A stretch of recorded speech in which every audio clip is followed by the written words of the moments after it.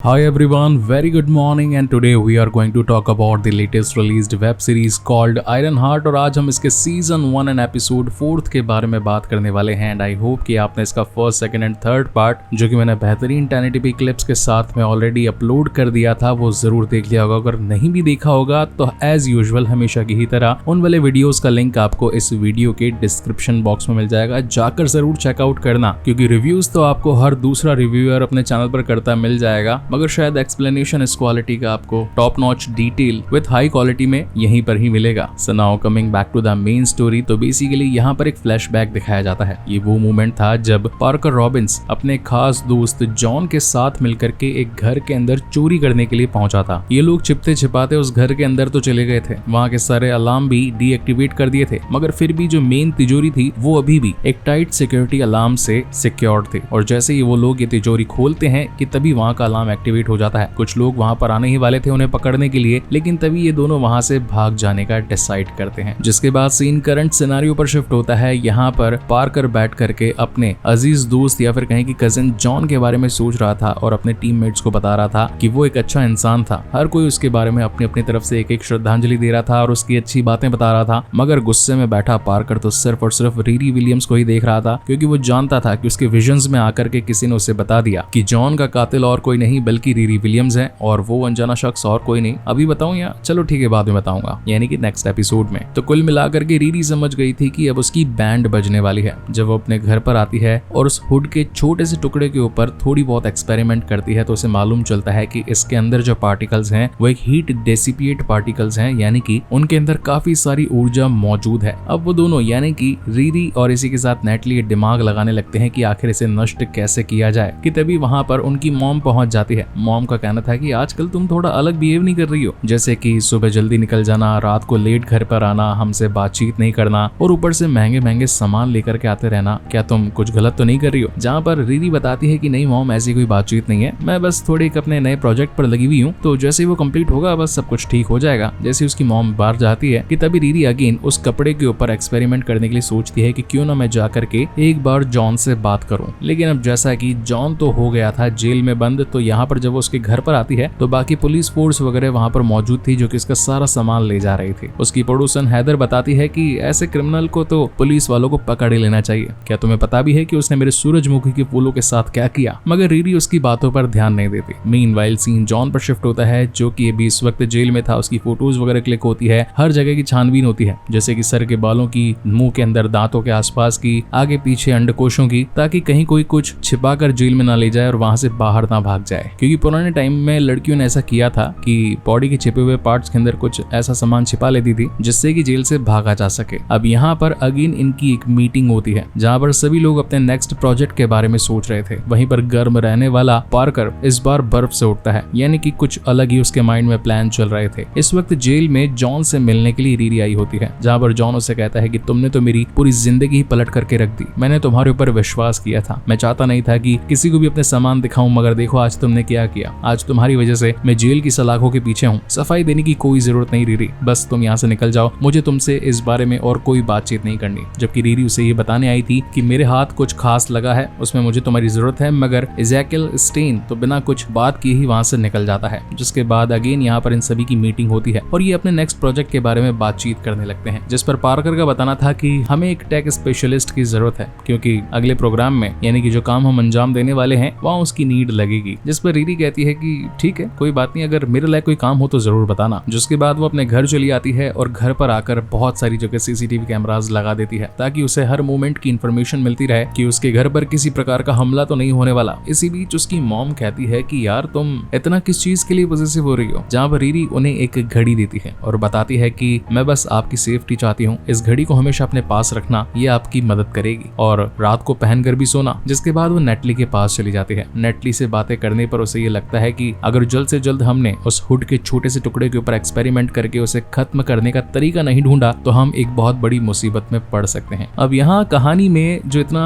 Tight scene चल रहा था, मतलब कि हाइपर टेंशन टाइप सा, तो इस मूवी को या फिर कहीं की सीरीज को थोड़ा लाइट बनाने के लिए एक लव एंगल डाला गया। अच्छा, अब लास्ट एपिसोड में मुझसे गलती हो गई थी। मुझे पहले ये लग रहा था कि नेटली जो होगी वो जेवियर की गर्लफ्रेंड होगी, मगर ऐसा नहीं था। जेवियर की गर्लफ्रेंड रीरी ही होती है, बल्कि नेटली तो उसकी बहन थी। और सबसे खास बात तो ये थी कि पिछले 3 एपिसोड में ये सिस्टर ब्रदर ऐसे कुछ वर्ड्स भी यूज नहीं किए गए, तो इससे क्रिएटर का तो थोड़ा सा मिस आइडेंटिफिकेशन तो होता ही है। मगर इस बार जो मतलब 4th, 5th और 6th एपिसोड है, इसमें धाप धाप कर बोला गया है कि वो मेरी सिस्टर है, वो मेरी बहन है। तो कुल मिलाकर भाई बहन वाला एंगल भी डाल दिया गया और एक लवेबल कपल का भी एंगल डाल दिया गया, जहां पर रीडी के मन में कहीं ना कहीं जेवियर के लिए थोड़ी बहुत या फिर कहें कि कुछ ज्यादा ही अट्रैक्शन दिखाई गई, जिसके बाद वापस से अपने घर पर आ जाती है और अपने सूट पर काम करने लगती है। इन बिटवीन रात को उसकी मम्मी कुछ मूवी देख रही थी, तो जोरदार गोलियों की आवाज चली, तो एक एयर बैग सूट तैयार हो गया। जब रीडी भाग कर आई तो उसने अपनी मॉम को उस एयर बैग में पाया, जहां पर उसकी मॉम डर गई थी और पूछती है कि आखिर तुम रात को सूट पहनकर क्यों सो रही थी, मुझे इसके बारे में अभी बताओ। तो ये लोग बैठ करके सोफे पर कॉन्वर्सेशन करने लगते हैं, जहां पर उसकी मॉम कहती है कि शायद तुम्हें टेक्नोलॉजी की नहीं बल्कि मैजिक की जरूरत है, इसलिए मेरे पास कोई इंसान है जो इस काम में तुम्हारी मदद कर सकता है। जिसके बाद नेक्स्ट डे ये लोग पहुंच जाते हैं एक कैंडी शॉप में या फिर कहें कि स्वीट शॉप में। इसका नाम था स्टेन डोनट्स, जहां पर बहुत सारे टाइप की चॉकलेट्स, कॉफी और अच्छे अच्छे डोनट्स मिला करते थे। दिखने में शॉप बिल्कुल नॉर्मल लग रही थी, मगर यहाँ के काम करने वाले यानी कि ज़ल्मा और मैडलाइन काफी सारी काले जादू की टेक्निक्स को जाना करते थे। तो बेसिकली मैडलाइन जो थी वो कभी कामाताज के अंदर एक स्टूडेंट हुआ करती थी। यहाँ पर कामाताज को कामरताज भी बहुत बार प्रोनाउंस किया गया है। अब कामाताज बेसिकली वो प्लेस है जहाँ पर खुद डॉक्टर स्ट्रेंज ने भी अपनी पढ़ाई पूरी करके एक अच्छे जादूगर बनने की डिग्री हासिल करी थी। मतलब डिग्री तो नहीं, लाइक टाइम कंट्रोलेशन पावर को जाना था। अब उस स्कूल में काफी सारी मैजिकल ट्रिक्स सिखाई जाती थी, मगर मैडलाइन उसे पूरा ना कर पाई और इस शहर में आकर के यानी कि आयरन हार्ट में आकर के उसने अपनी बेटी के साथ में ये चॉकलेट स्टोर खोल दिया। अब यहाँ पर ज़ल्मा ये देखते ही पहचान जाती है कि इन लोगों को जरूर कोई तो प्रॉब्लम है, तो वो सीधा एक पोर्टल खोल करके अपने एक सीक्रेट कमरे में आ जाती है। जिसके बाद ये उस टुकड़े पर थोड़ी बहुत रिसर्च करती है और उसे मालूम चलता है कि ये नेचुरल है। नेचुरल का मतलब ये होता है कि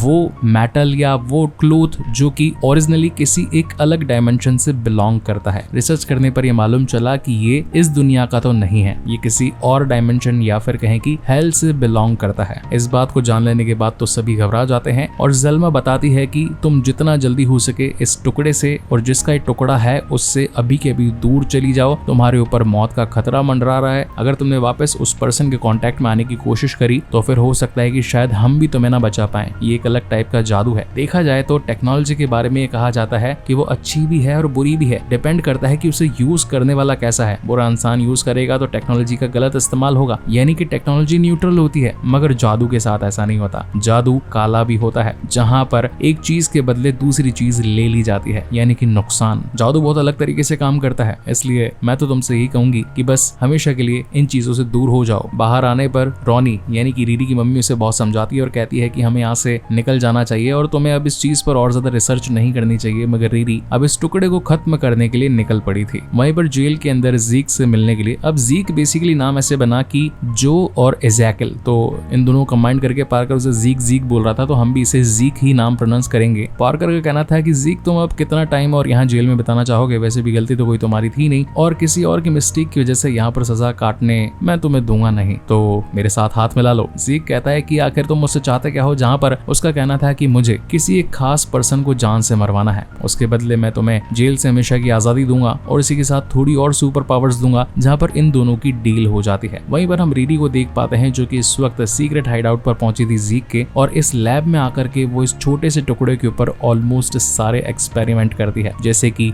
अग्नि, वायु, जल, धरती और भी जो डिफरेंट काइंड ऑफ केमिकल्स होते हैं उनके साथ में भी वो उस टुकड़े को नष्ट करने की कोशिश करती है। मगर ये हुड का टुकड़ा किसी के बाप से न खत्म होने वाला था। मुझे तो ऐसा लग रहा था जैसे कि कोई हैरी पॉटर मूवी का हुक्स है जिसे सिर्फ कोई श्रापित वस्तु ही तोड़ सकती थी। तो कुल मिलाकर के इन दोनों ने ही एक मोमेंट के लिए हार मान ली थी। वहीं पर सीन शिफ्ट होता है रात में जीक पर, जिसे कि अब पार्कर छुड़वाने के लिए आ गया था। वो जेल की लाइट्स के थ्रू उसे इंडिकेशन दे रहा था कि लेफ्ट मोड़ो, राइट मोड़ो, आगे तक पहुंचो, पीछे तक छिपो, और ऐसा करते कराते जीक जेल से बाहर निकल जाता है। मीनवाइल अपनी खामोशियों और अपनी दूरियों को कम करने के लिए रीडी पहुंची होती है जेवियर के पास में। हालांकि जेवियर उसके पास नहीं आया था, उसे लाया गया था, वो भी नेटली के थ्रू एक सूट में डलवा करके। और जाहिर सी बात है मार्वल की स्टोरी है तो अच्छे सीजीआई तो है ही इसमें। और अब फाइनली रिवील होता है कि आखिर सूट को चलाया किसने, तो वो थी नेटली। अब जब फर्स्ट टाइम भाई बहन आमने सामने होते हैं तो जेवियर का दिमाग घूम जाता है और वो चिल्लाने लगता है रीडी पर कि आखिर तुमने मेरी बहन को क्या खिलौना समझ रखा है क्या, कि उसे अपने सूट का नौकर बना दिया। अब मैं तुमसे बात नहीं करूंगा। और इन दोनों की काइंड ऑफ एक ब्रेकअप टाइप सी हो जाती है और वो बंदा अपने काम से निकल जाता है। मीनवाइल हम ज़ीक को देख पाते हैं जिसके ऊपर पूरी टीम यानी कि हुड की बोले तो पार्कर, स्लग, ब्लड सिबलिंग ये सभी उस पर एक खास टाइप का एक्सपेरिमेंट करते हैं जिससे उसकी बॉडी एक सुपर ह्यूमन में कन्वर्ट हो जाती है। और अब पार्कर तैयार था अपने कजन जॉन का बदला लेने के लिए रीरी से। और इसी तगड़े सस्पेंस के साथ ये शानदार एपिसोड यहीं पर खत्म होता है। गाइस, आपको ये स्टोरी एक्सप्लेनेशन, ये वीडियो कैसा लगा please let me know in the comment section. Video पसंद आया हो तो जाते जाते प्लीज इसे लाइक और चैनल को सब्सक्राइब जरूर कीजिएगा क्योंकि ऐसे वीडियोस बनाने में हमें सचमुच बहुत मेहनत लगती है। इसका नेक्स्ट एपिसोड भी हम जल्द ही लेकर आने वाले हैं। सो तब तक के लिए keep watching and stay safe and thank you so much guys for watching this video. मिलते हैं अगले वीडियो में।